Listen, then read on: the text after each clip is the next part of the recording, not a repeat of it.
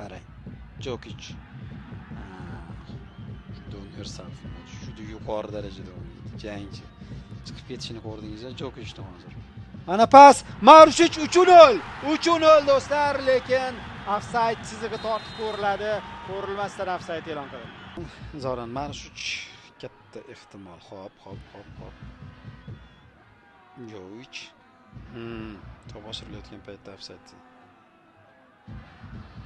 Qani? Urdi. Himoyachidan ketgandek ko'rindi bu.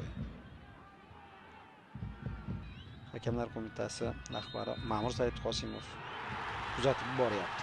Va qarang, bu kuzatuvlar hammasi ish berdi va gol toza ekanligi e'lon qilinib, Marushich gol urganligi qayd etilyapti.